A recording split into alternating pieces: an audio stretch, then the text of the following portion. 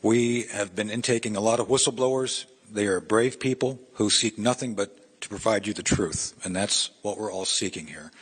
So again, I'm grateful to Attorney General Klein for the benefit and privilege of doing this, and I think that's what we're all trying to do here today, is get to the truth. I'm going to outline some of the issues which makes Jesse's story so peculiar and so troubling regarding what we now know to be fact.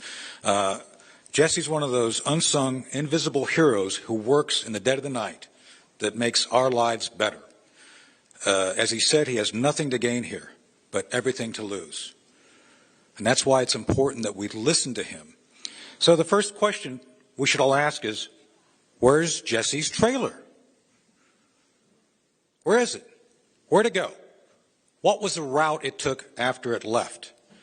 I think it's a reasonable question, one that I think any reasonable American who's curious about 24 pallets of ballots, where they went.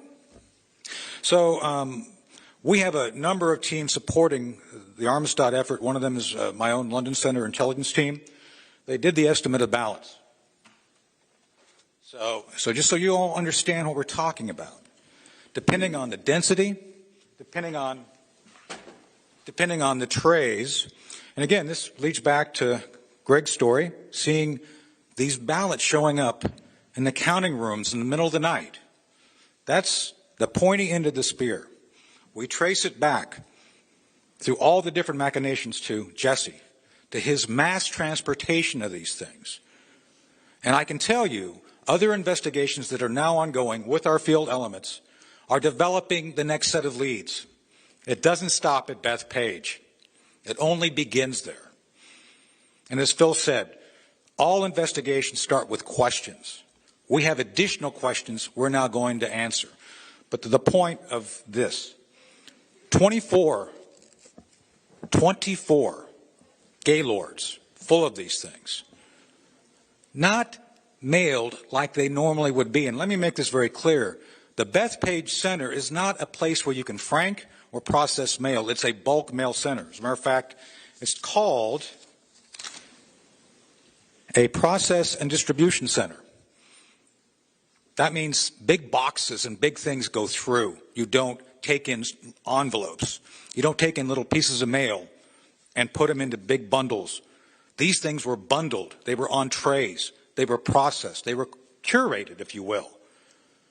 These were ready to be counted.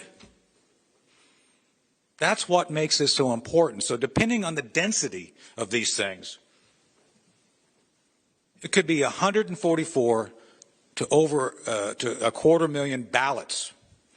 Let me tell you a little secret. Part of our developing investigation indicates that Jesse wasn't alone. There was a number, as in like a bunch of different trucks, which engaged in this. So when you think about the magnitude of potential votes showing up the night of the election after midnight, you have to have an artifact. So if you eliminate the impossible, with all things being equal, whatever remains must be the truth. The truth is, ballots showed up. They were counted. They do not match necessarily the records of who should have voted. In some instances, the stats don't add up. And we continue to analyze that. But with that said, I believe, beyond a shadow of a doubt, we have evidence of a massive transfer of completed, curated ballots ready to be injected into counting centers.